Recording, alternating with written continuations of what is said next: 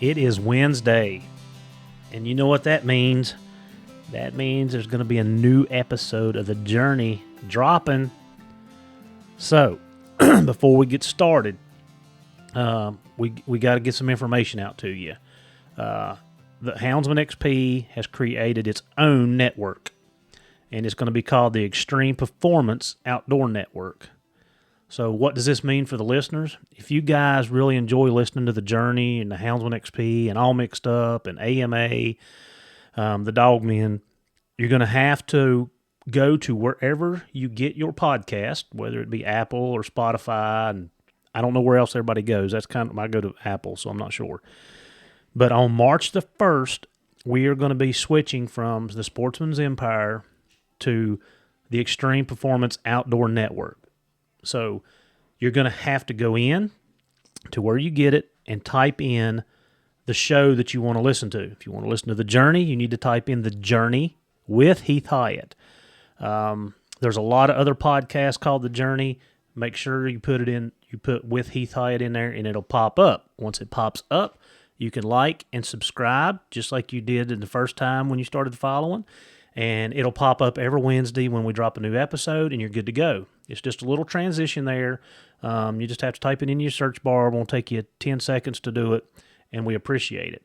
Once I figure out which picture or what my background is going to be for the podcast, which I'm not sure yet what I'm going to use, I will post that on my reels. I'll post it on my stories, and you can go, and that picture will be attached with it, so it'll be self-explanatory. So, March 1st, everything's coming off the Sportsman's Empire. It's going on to the Houndsman XP network, which is going to be Extreme Performance Outdoor Network. And we're just going to keep rolling. So, let's get this one started. Thank you guys for following us on the journey. All right. The Journey is back at it. And we're going to have a pretty familiar voice on. He was on a month or so ago. We talked about some legislation, and we're moving on from that. We're taking a break from the legislation part. But I got Doug Devost back on from Vermont. Once Doug and I finished up our podcast, we got the chatting back and forth over text, and we left a lot on the table. And, you know, one of the things that we're going to hit on real quick right here before we get started is, you know, when you have guys that's got years and years and years of experience, and I've always said this, I say it when I go to canine seminars, I tell it to the classes that I teach, like every opportunity I get is any information you can get is like a buffet. And when we go to a buffet to eat, you pick out what you like and you take it back and you eat it. And there's all kinds of other options there. And I always tell my guys, and I do it myself, because several classes I've sat through them multiple times. And the goal when I go back and reset through it is either to kind of regenerate that information, or I'll pick up a tidbit that I missed the last time because I was so engrossed in the information they was providing. So it's like a buffet. And one of the things that Doug and I were just having a conversation about, and we're going to talk about it now, is podcast. Doug, I want you to tell your experience, what you were just telling me, and what it has changed for you. Yeah, well, again, I appreciate coming on again, and we were just talking. I never listened to podcasts ever before you and I had done one, and my work, I'm working an hour and 20 minutes from home, and now I'm listening to podcasts on the way to work and home. And, you know, you even hear about the new ones coming up, like the one you had just done on artificial breeding, which I have a lot of interest in. You know, I make sure you get to listen to them, and you hear everybody's you know, personal opinions and things they've gone through and things they've done. It might save you a lot of trouble. Yeah, and while we're on the AI real quick, so guys, I've had a lot of messages sent my way about the AI process. It seemed like it kind of struck with people that were interested. So one of the things that Aaron and I did not talk about, and I actually text her just to make sure that I was getting the correct information, is what does it cost for the insemination part to the female if you do it surgically? Now, for her vet clinic, it's going to run you $300 to $350, and that's if you don't do. That's without the estrogen test to make sure that they're where they're supposed to be. So $300 to $350.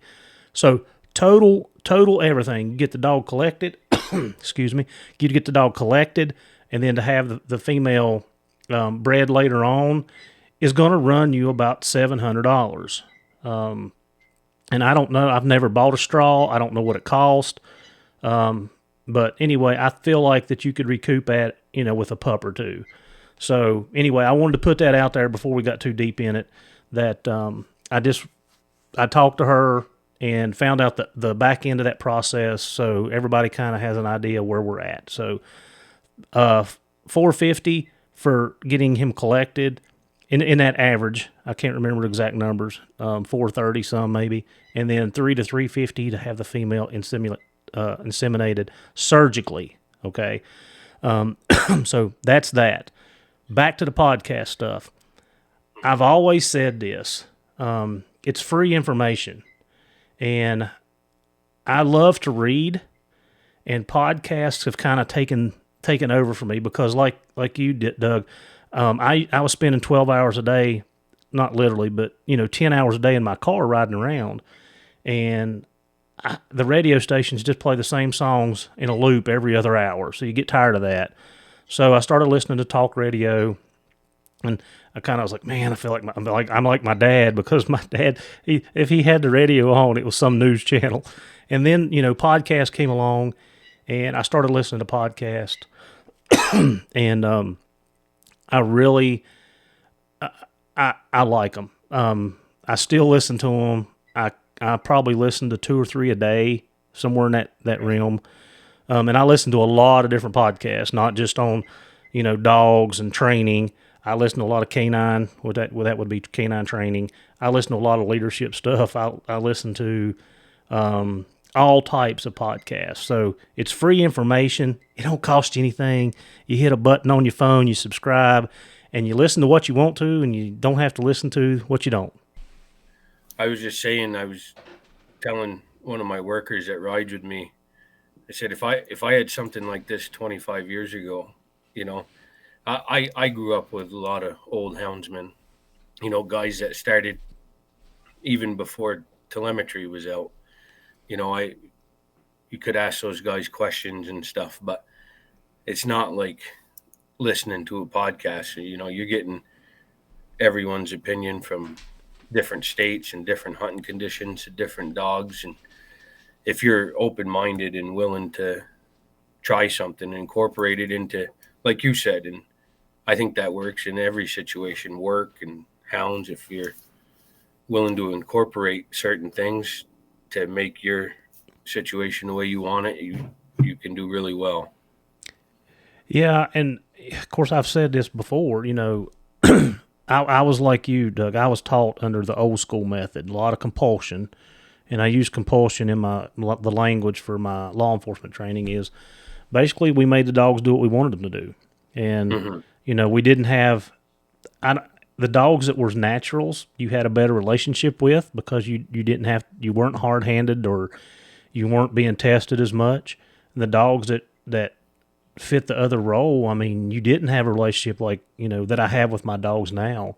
And it was 2013. I hate to say that, just, 11 years ago that, sitting in a class in St. Louis, Missouri, that it's like somebody smacked me with a shovel. I'm like, gosh, man, I've been doing this wrong for so long. And then once I started trying to put it into practical application and I saw the benefits of it, I mean, I felt like an idiot. Like I really did. Like, I've always tried to, because there's a lot of people around here that they have a dog issue. They'll ask me, and I'm no dog whisperer by no means, but I've been around dogs my whole life, and I've learned over the years. An old guy told me once, he says, you ain't got to break their bones, you got to change their mind. And it's, it's pretty simple sounding, but it makes a lot of sense, you know. And I think dogs, you can think about it and be complicated, but it can be really simple too. You know, if you try and think how a dog would normally would fix an issue or anything like that. Yeah, and I mean, just learning some of the principles that I've learned, you know, dogs are always going to do what's best for them, you know, and if you can motivate them, you know, and like I said, I use a lot of food in my training process, a lot of food. In fact, I'm going to start dropping some reels and some little short videos with this litter I got now. Go ahead. I know you want to say something. I had 100 questions for you too, and we probably ain't got time enough. You know, just as far as picking your brain on stuff, what you've come on to as far as the canine training versus the hound. If I'm sure lots of things work, maybe some don't.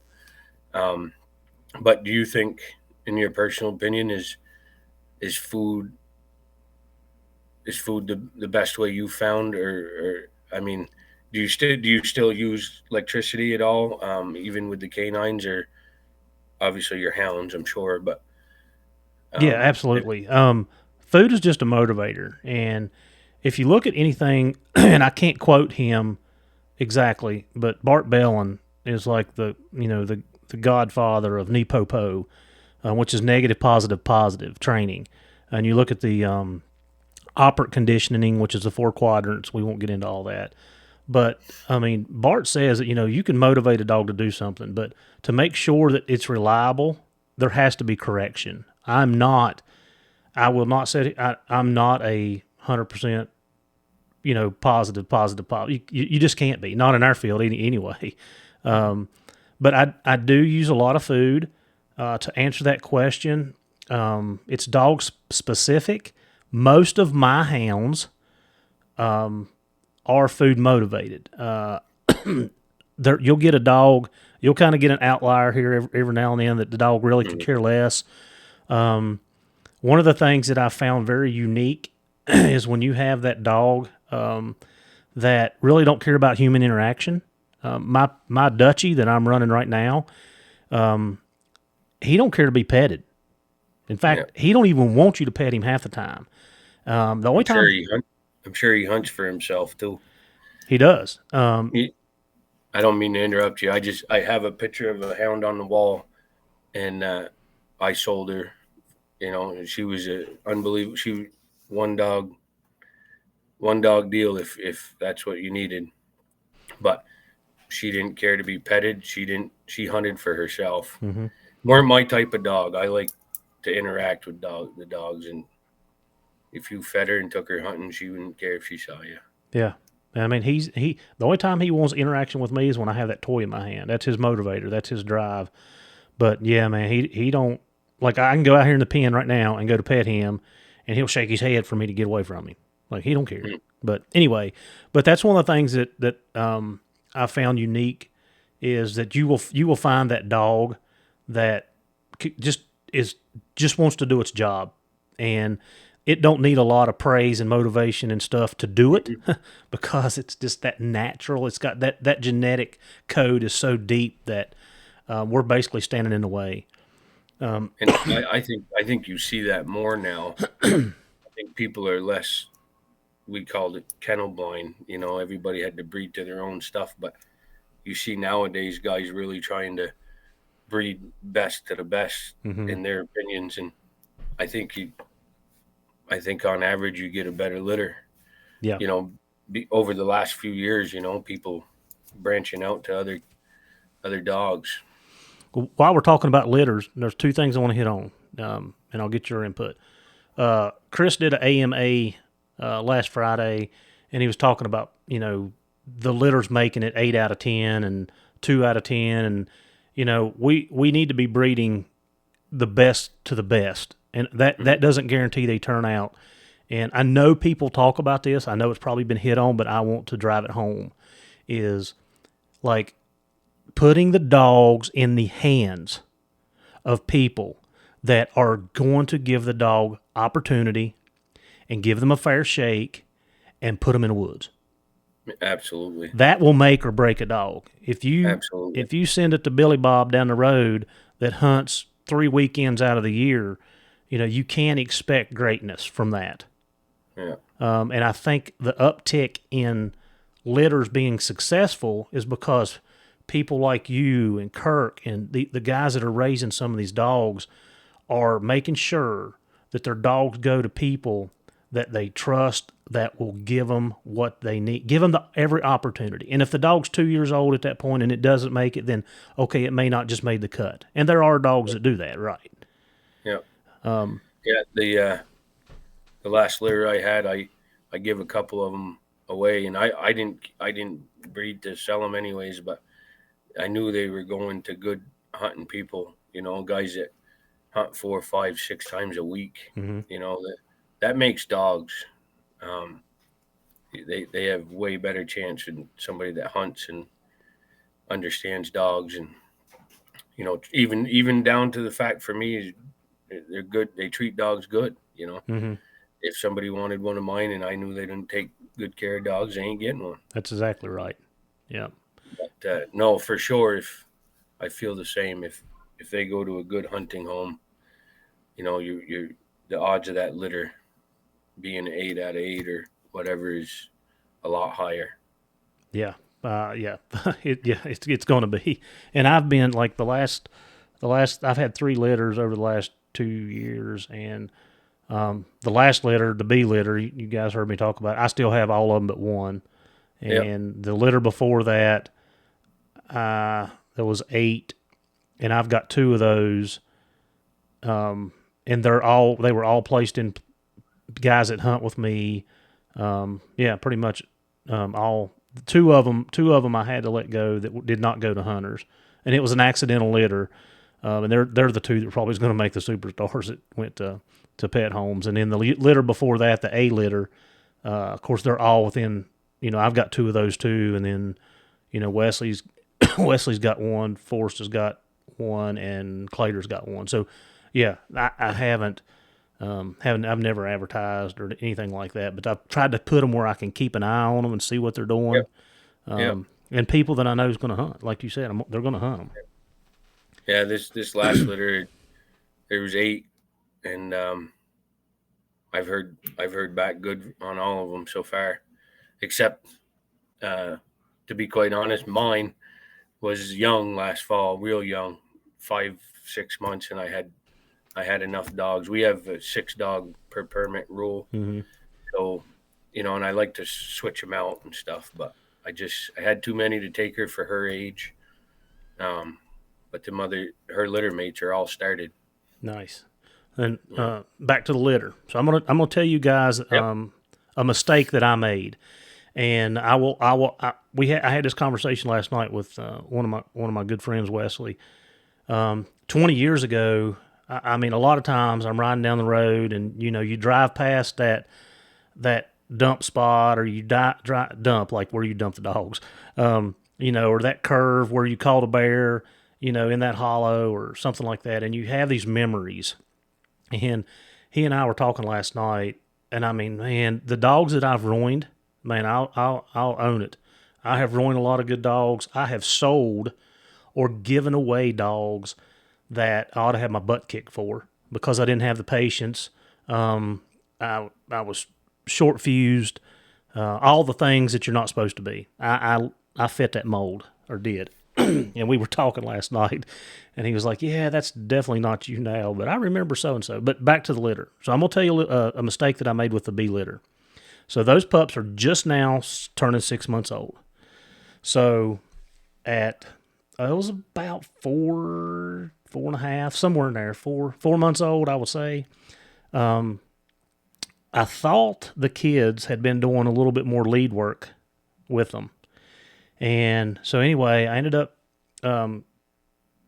having a coon, and I went and turned it loose, and the pups, man, they were like, all 4 of them were doing exactly what you want to see. They're gamey, they're hunting, they're working. And so Maddie and I were up in the field with them, and I caught them, and I put them on double leads. I put 2 on one lead and 2 on the other. And if you guys, and I've seen it in the police world, and like it kind of smacked me in the face up here when I did this, they shut down. And when I say shut down, I mean it didn't matter what was going on. The world could have been blowing up. There could have been a bear sitting 5 foot from them, and they could have cared less, because mentally, the pressure that was put on. When I say pressure, they had the leads on them. They were tied up to a fence post. There was 2 of them tied together, which I never do. 2 of them tied together. They had not been prepared for that step yet. And I will say I'm a little bit behind with. I was I was a little bit behind with these on the lead, but I thought the kids had been working them more. But it shut them down, and it shut them down to the point where they were flipping out. Everybody's seen the dogs on the end of the lead, flipping, flopping, running backwards, squalling like, a banshee. And so I went up and I turned them loose. And they all hightailed it back to the house. And when I say hightailed it, I mean run like a scalded dog to the house. So that's 500-600 yards back to the house. And 3 of them recouped pretty quickly. They were a little bit leery of me, but I could get my hands on them, whatever. I had one, and it took me almost a month. Now, guys, listen to what I'm telling you. I put him in a situation that he was not prepared for. It was uncomfortable, and it was a shock to his system. It shocked all of them. It took me almost a month to get my hands back on him where he would trust me. So at 4 months old, one bad experience, because this is what it was, one bad experience will set you back for months. And I mean, I'm a professional, like I train dogs for a living. And when I seen what was going on, I tried to stop it and reset.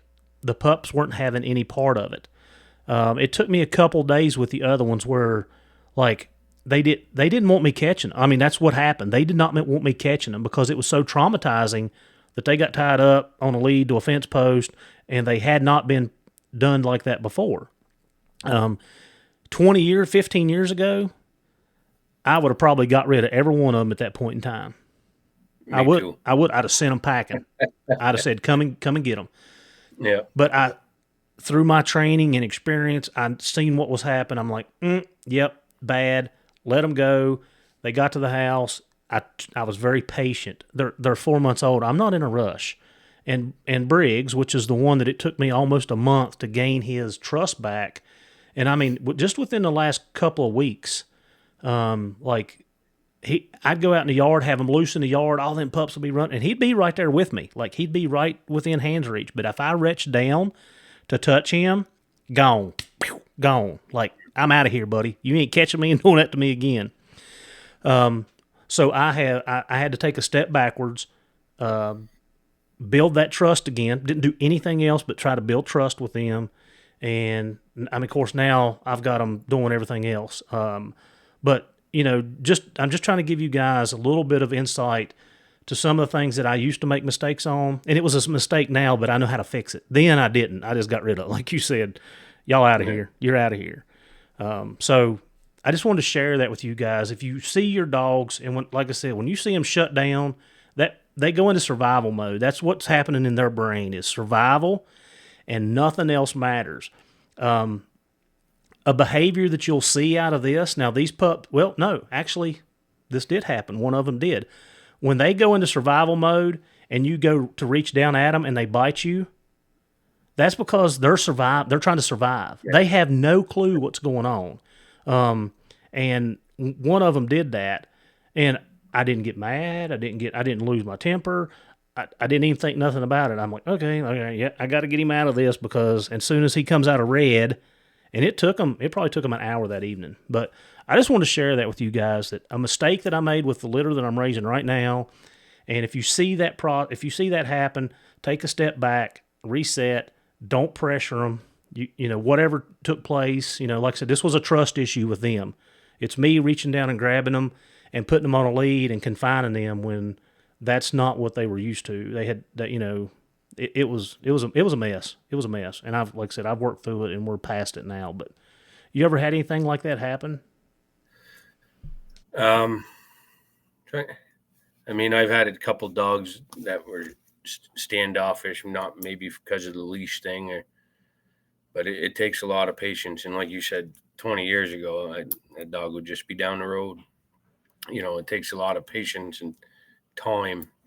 If a dog goes through something traumatic like that, they, like you said, they need to trust you again.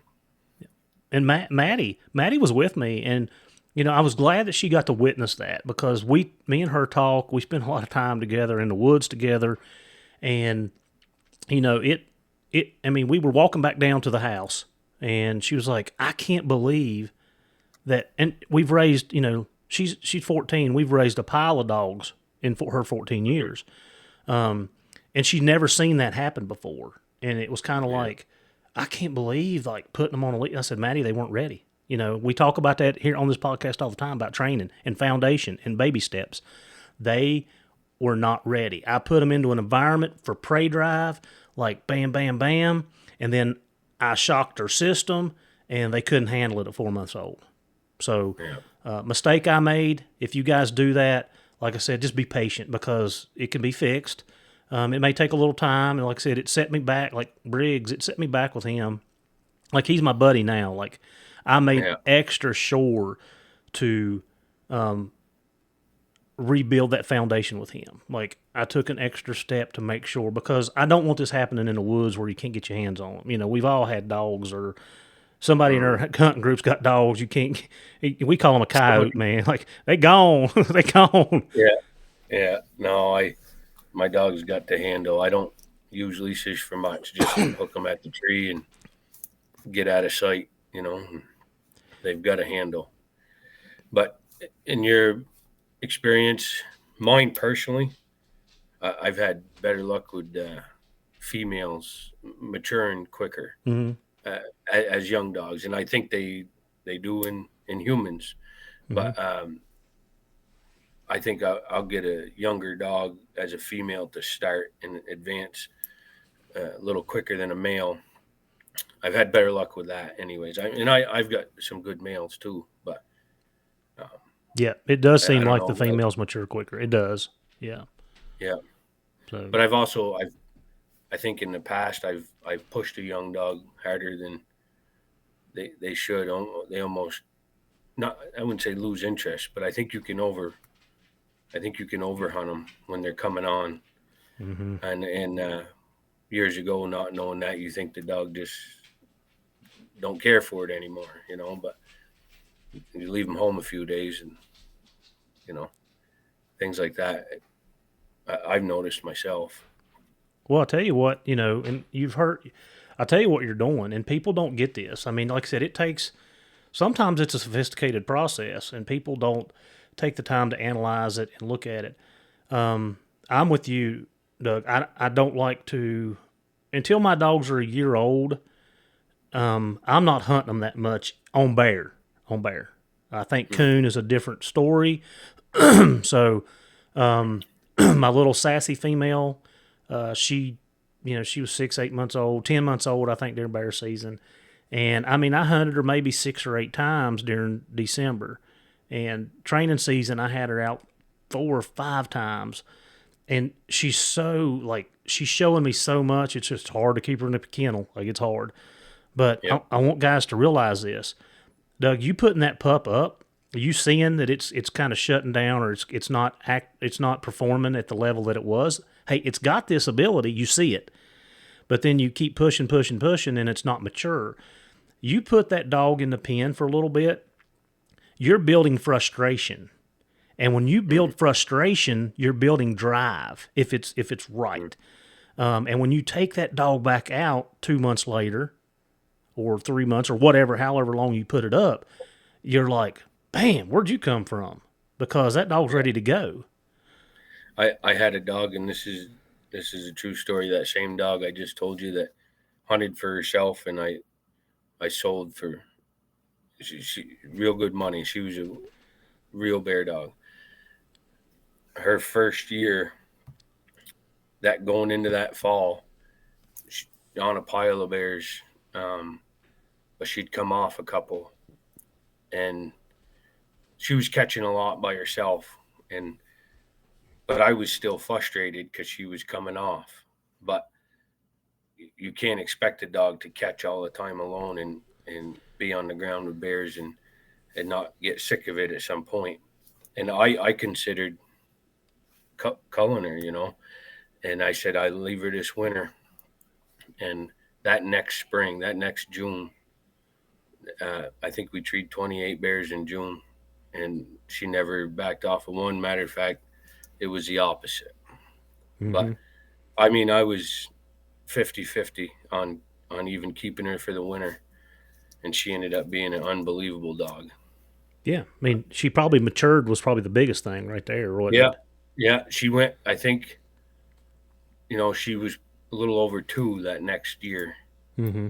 So I was expecting a lot out of that 1.5-year-old, which I expect them to do pretty well at that age anyways, but most of the time she was doing awesome. Just a couple bad bears, she'd come off. And that winter of maturing, she came into it that next year. Yeah.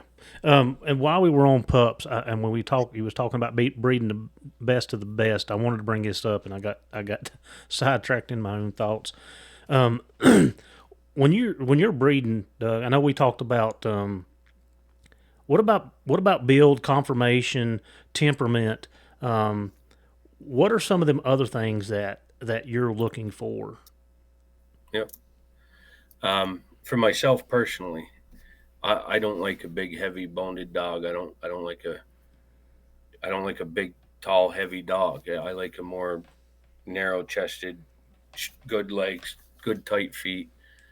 And maybe I would want something different if I lived somewhere else, but we got a lot of hills, a lot of mountains, and I think them bigger boned dogs, them heavier dogs, I think they get older quicker.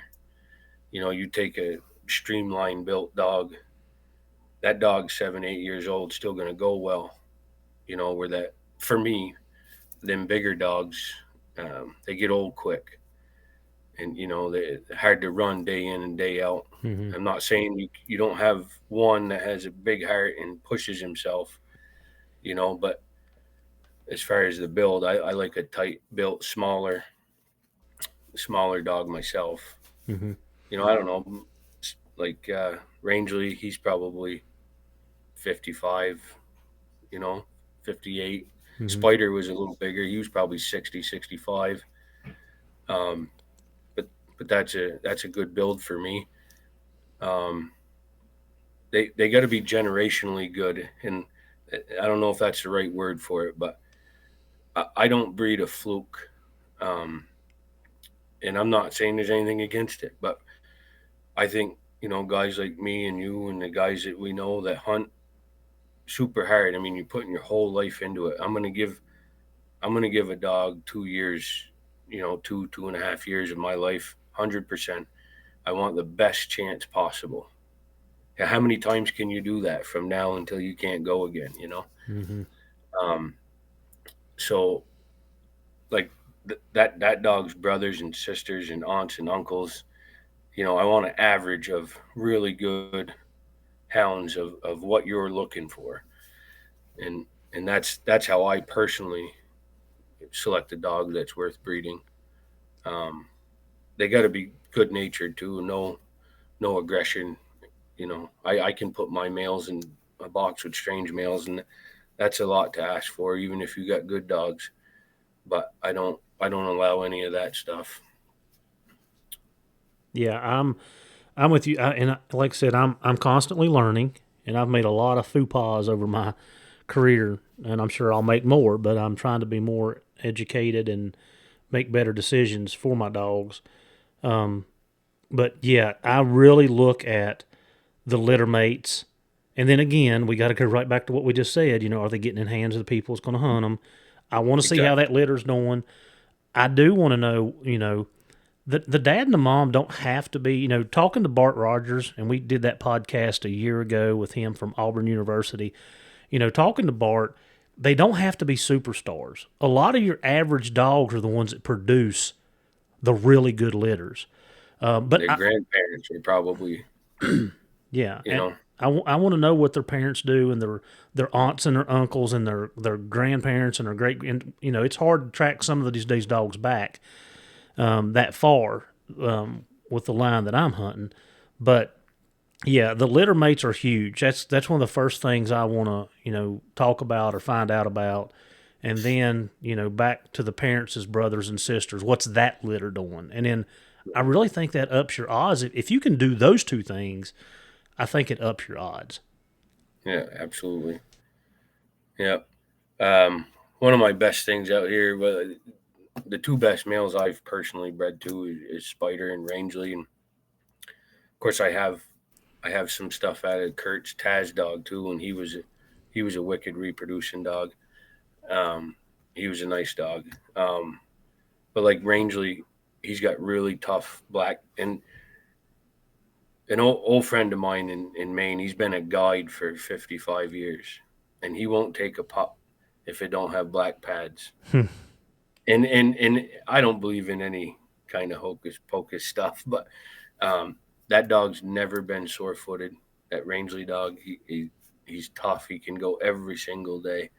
If he hadn't lost his leg, he'd be 9 this year.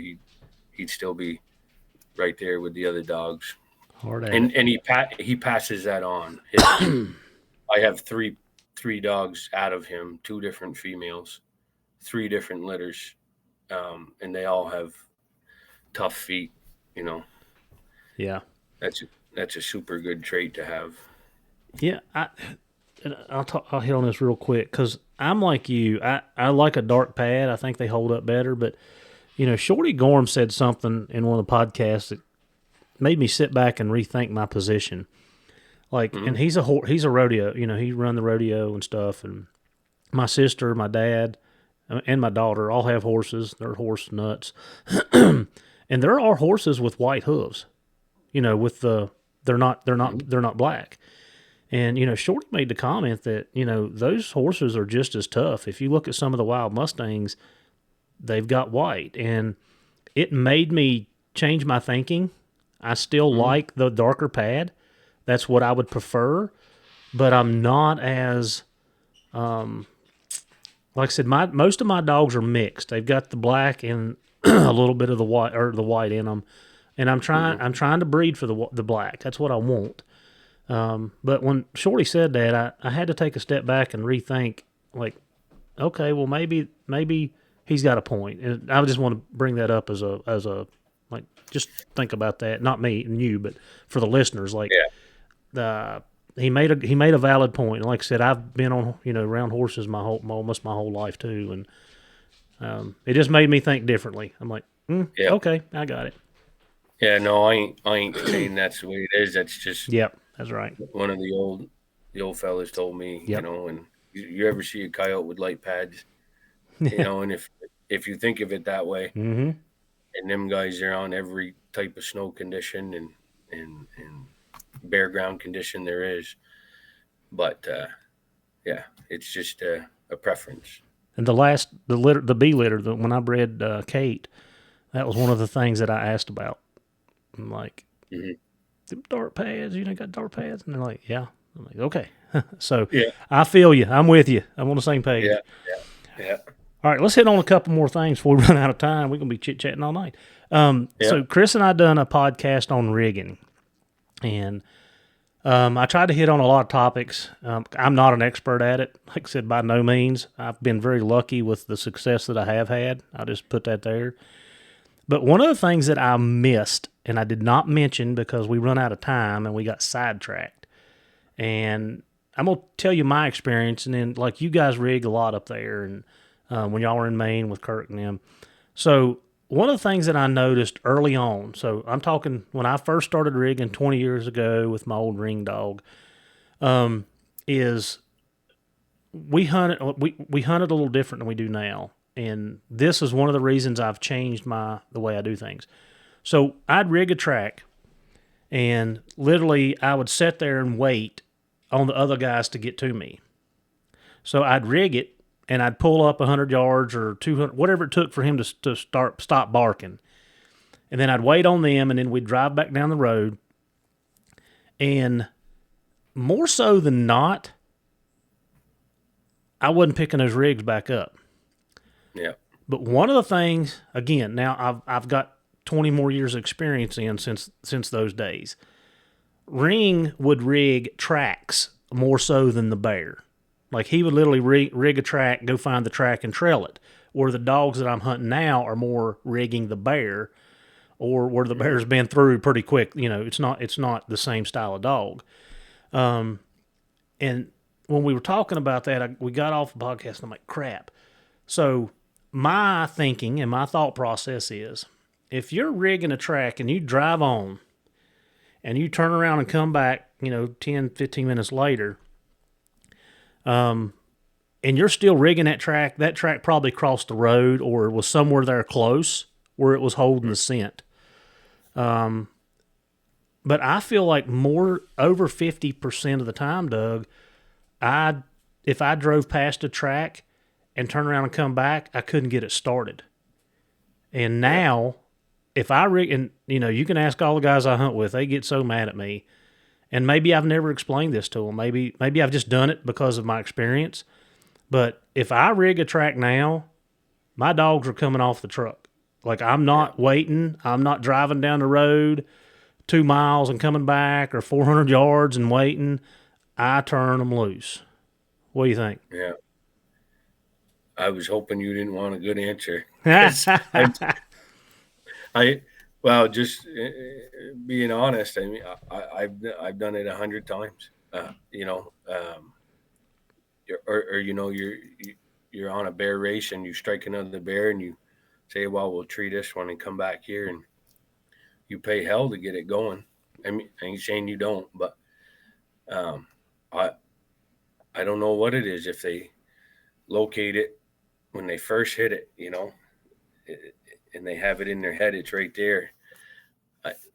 I don't. Well, That's a tough one. I think it's a lot of things. If we want to break it down a little bit, first of all, you got to think that scent itself is decaying by the microsecond. Like, as it's falling, like, it's bacteria and it's literally decaying on itself. And I never really give this a lot of thought until I started learning. And like I said, maybe this is something I've kept to myself. But yeah, when you drive up the road, and let's just make a visual so people can see what we're talking about. So we're driving up the road. You're driving up a road. On the left-hand side of you, there is a incline. It could be a ridge, it could be a bank, it could be whatever you want to call it. It's something that goes up. And then on the bottom side, just like we're driving down a mountain road, on the right-hand side, passenger side, it drops off into a low point. And we drive through there, and if the bear's below us and it's early morning, the thermals are probably carrying that odor up. We all can agree with that. That's pretty simple. Yeah. If the bear's above us, depending on which way the wind direction, the barometric pressure, all the things that goes into play, and we could talk about that for days. The bear may be right above the road, and the dogs catch the odor, and there you go. But we drive down the road, like you said, go get our dogs, come back, load them up, and we come back. Well, if the bear on the bottom of the road, on our passenger side, the odor, and those thermals have moved, that odor has literally pushed up the mountain and it's gone. It's not there anymore. Unless you get close to that animal where you're getting that live scent from him. And we talked about that too, about when our dogs get proximity alerts in the police world.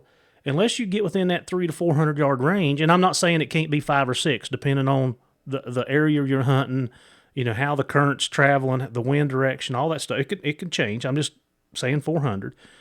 If you're not within 400 yards of the actual bear, then chances are likely you're not picking that up. Yeah. And then the bear that was above the road, again, thermals. Did it take it up?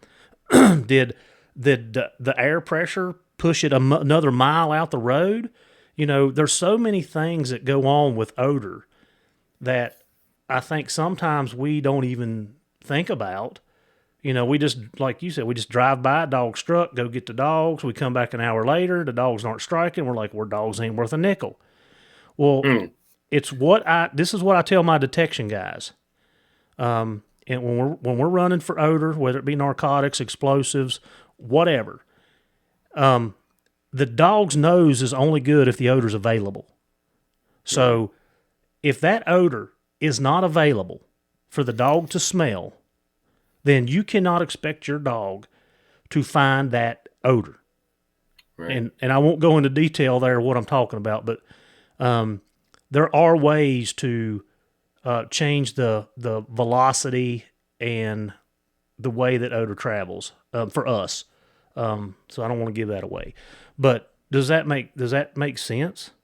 Yeah, for sure. Yeah, I mean, I've seen so many different things striking. I've seen bears before, and people are gonna think I got crap dogs, but I've seen a bear before and drove by and they didn't strike and turn around, come back, and they blow up like it was standing there. But I say the scent hasn't risen. They didn't see the bear. I don't know as if the scent had time to come up to where they're rigging. That's my excuse anyway. Um, but I've been the third truck.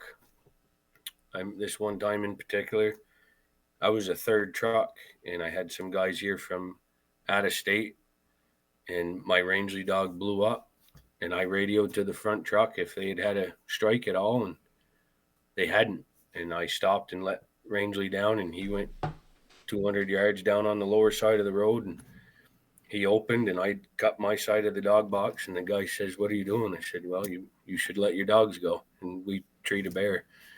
And then you have a time where they should have struck, and they didn't. So it's a tough one for me. If we could see odor, I think all of us' That opinions would be great. and knowledge would change. Yeah, yeah. If The we could the, see it. the Alpha 400. Yeah, yeah. But one of the things that I learned when I was working with the explosive guys a lot and training dogs for some of the consulates overseas, like they have a room in the facility that I was training at, and they fill it full of smoke, and they'll put certain things, just a box, like a box. Let's just take a cardboard box, a 2x2 box, just 2 by 2 foot, just an ups box, and they'll tape it just like at the seam. They fold it up, tape it up the bottom, fold it up, put your strip across the top.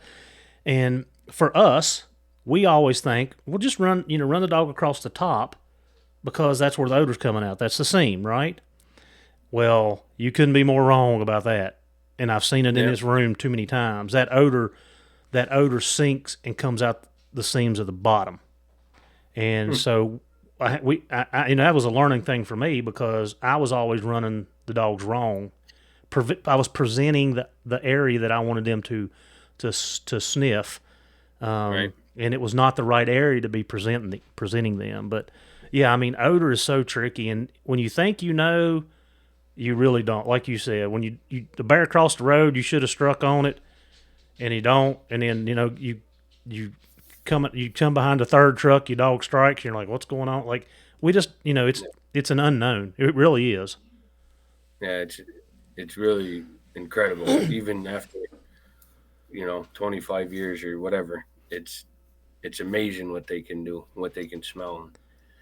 We get to go in the main there. We get to run off camera, and you see. Of course, I got a different thought on that too. These guys say they take 14-hour, 15 and 16-hour-old tracks, and I'm not saying to them that they're not, but there's so much scent on that bear path that them bears have been living on.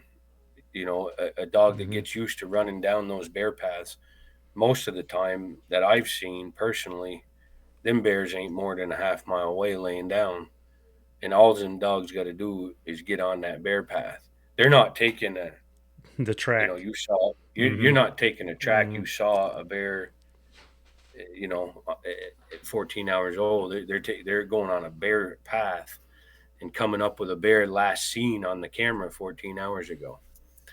And my dogs have done it, and I thought it was neat, 11, 12 hours old, but did, was it really, how far was the bear just off camera? You don't know, but it is neat to kind of see how that works. I'll tell you a story, and this is going to go back to my canine stuff, my canine tracking. So this handler is now retired, and he had a pretty good success rate of finding people, surprisingly. And we go to training, and dog couldn't track a lick. And I'm being honest, like, couldn't track a lick. So it took me a little bit to figure out what was going on. So when we started using our Garmin's, so we all had, like, all of our group has Garmin's now. We run the alphas. We run collars on the dogs. The handler's got the handheld. The TAC team commander's always got an extra handheld so we know where everybody's at. It's been a great tool. And it's actually been a great training tool, too, because I'm doing a lot of off-lead stuff right now with our tracking group to show the guys how much of a hindrance they are to being attached to the dog. We're laying, 1,000-yard tracks, which is a half a mile, and we're just using 30 minutes. We only got 8 hours to train, so I can't lay an 8-hour-old track, right? So we're doing 30-minute old tracks, and we're turning the dog off lead. The dog finds them usually within 2 minutes, under 2 minutes. Boom, boom, boom, gone. And then put the lead on the handler with the lead, and let him go find them. It's taking them 30. But anyway, I'm guessing, I could be wrong, but just thinking about a dog on a lead, probably an inexperienced handler could turn a dog off. This looks like the way I would go. Mm-hmm. You know what I mean? Instead of just trusting the dog's nose.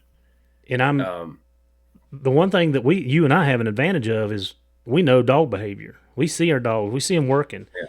These guys, the guys that I'm training, have no dog hunting. Bird, duck, bear, deer, coon, squirrel. They don't have it. And it takes years. Like, it takes years for them to figure it out. But so back to what I was telling you. So this guy in training could not track a warm biscuit. And I'm like, how in the crap is he finding all these people? So we started setting up scenarios and started using the Garmin. Well, this is what was going on, just what you're saying. This is the same thing that you're saying about those dogs just going down the path, getting close enough to win the animal and going to it. So what he was doing is he was walking around, and I proved this to him by the Garmin, because we had the track layer holding the collar and going in a straight line for 500 yards. And then I'd have him start the track. And, it looked like a jigsaw puzzle. He was left and right and a half a mile over this way and 2 miles over. It was like all over the place. But he was walking around enough till the dog actually got in body odor and was able to locate the person. So all he was doing was an area search on lead, not tracking. And he had been pretty successful at it. And that's exactly what you're explaining, Doug, is the dogs are going hunting. They're going out in the direction that the bear went. They go 500 yards. Boom, there's the bear laying. Yeah. So they're doing an area search. Yeah. Yeah. And I don't know how old, even my dogs, I don't know how old of a track they'll take. I know they're colder nosed than a lot of dogs I've hunted with, but I don't know how old of a track they'll take. I think, the dew, the temperature, the pressure, and I think all of that has a big part of it. Yes, it does. And there's a lot of things that play into it. And I don't want to step on my own nose, but I've seen some dogs in the past do some phenomenal work trailing. Mm-hmm. Most of it would have been snow related. Mm-hmm. And I learned, that's a whole nother podcast, but snow related where the dogs could come back the next day or the day after. And again, that goes in, was it frozen the night before? What moisture holds odor when it thaws out that releases that odor. I mean, that's a whole different podcast. But I've seen some dogs do some phenomenal work over the years. But now, knowing what I know about scent, and I've got my dogs out tracking, at work, and being able to see some of it. And I do think our hounds are better. I mean, I do think that. But some of this stuff just kind of makes you want to scratch your head. Like, okay, especially when the humidity's up. I mean, humidity's the two-edged sword. Yep. It holds moisture. Moisture holds odor. But when that humidity starts to evaporate and the temperature starts to change and the sun gets overhead, like that changes the whole scent picture. And I can prove it to you 100 times because I do it daily. But yeah, sometimes it makes you, and even myself, it's made me question myself. Like, yeah, maybe I was wrong about that, or maybe I need to rethink my position. That's the best thing. I was rethinking my position. Yeah. While we're talking about scent and temperature, let's talk about temperature change. So at the SCI conference, I was talking to Ross Blackwelder, and he's got the B&B Ranch Hounds. And we got in a short conversation, and he said something to me, and I was like, I never talk about that, but I do see it. So Ross and I were talking about, now he hunts Texas, Arizona, New Mexico, those the areas out there. And he said that one of the hardest times for him to trail is when it's 30 degrees in the morning and 70 in the afternoon. He said when you have that 30 and 40 degree temperature change throughout the day, that it throws everything out of whack. So I got to thinking about it, especially during our training season, like September. I think your weather's pretty much like ours. Yeah, I'd say so. Yeah, so early September, you may start getting those cool mornings, where it's down in the, 40s, 50s, and then get back up in the 80s. So you're 30, you're 30 to 40 change. And I do know, and like I said, once Ross and I started talking about this, it kind of made me step back and start thinking about things, processing it. When that temperature starts getting above that 20 and 30 mark for me, like, yeah, we're not trailing. So I thought that was interesting. Do you see any effects like that, or do you? Yeah, I mean, I obviously I'd way rather have the early morning, 30, 40 degrees than the 70. As far as the change in the day itself, I certainly will pay attention to it now. Off the top of my head, I can't think of, a time when that happened and I noticed it because of the weather, but any day of the week, I'd take the cooler temperature. Yes. I personally think you take a better track, take an older track or do a better job on it with them cooler temperatures. Yeah, and I mean all the way around. I mean it helps the dog. The dog's olfactory system works better. The hotter it is, and the more they're panting, that's their sweat for us. Like we get to sweat externally, they don't. The more I've had one dog overheat, and now I don't. Boy, if it gets over 75, 80, I wouldn't intentionally go if it was 80. And if it got hot, I'd pick them up because I've had one overheat, and luckily I was close to a brook, and I got his back legs cooled off, and he come out of it. But yeah, the temperature thing's big for me. Yeah, me too. I mean, all my guys, you can ask him, like 10 o'clock in the morning, I'm done. Like, especially, August or early season. Yeah, I'm done. Like, Bear can run out in front of me, and I'm gonna wave at him like, "Daddy, you got lucky today," because I'm not turning on him. and for any listeners that haven't had a dog overheat, and correct me if I'm wrong, but I was told, and it worked for me, but cooling the dog's back legs off They have main artery going down their back legs. You know, you wouldn't want to necessarily dip them in the water, but you can splash water on their back legs, and it helps their internal cool down quicker. Yeah, Garrett and I did a podcast on heat exhaustion. Yeah, and that's one of the things he said. He said, you know, and I've done this before. I ain't got to all the podcasts yet. But I'm working. You got plenty of time. Yeah. But you know, that's one thing he says: do not soak them in water, because you're basically just cooking them, because they're thermal wrapped. Put them in the truck, turn on the AC, splashing water, keep getting their feet cool, because that's one of the main areas. So you're doing it right.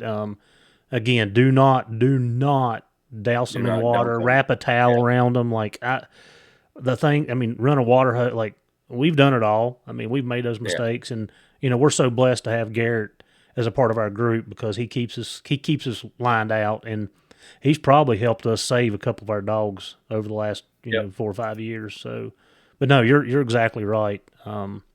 That you just don't soak them. You just like try to get their noses cool and their feet cool. Yeah, that artery is a main artery. I can see where that would be beneficial. So, what else you got? Anything on your mind before we wrap it up? No, I mean, I'm sure I'll have a bunch more tomorrow after I think about it. But I mean, we could talk dogs we could talk dogs like I'm around. Yeah, I mean, I'm good. Especially you talking about hunting snow. You know, we get to hunt.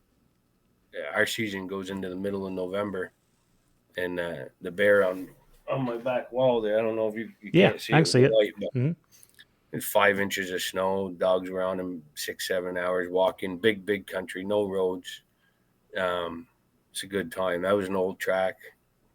That was a fun hunt. That's another long story, but.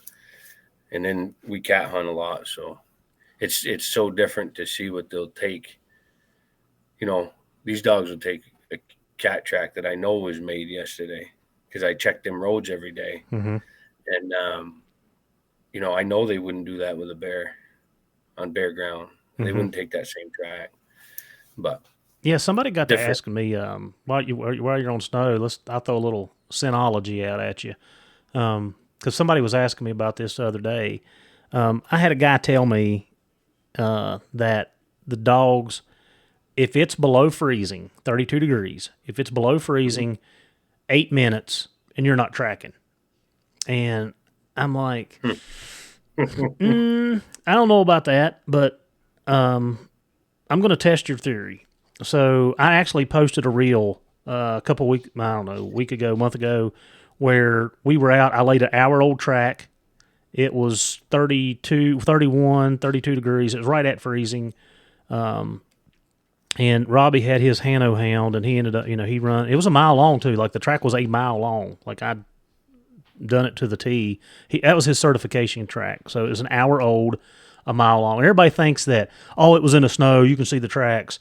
Well, there was cross tracks where people had walked through some of the area that we had been in. There was deer tracks.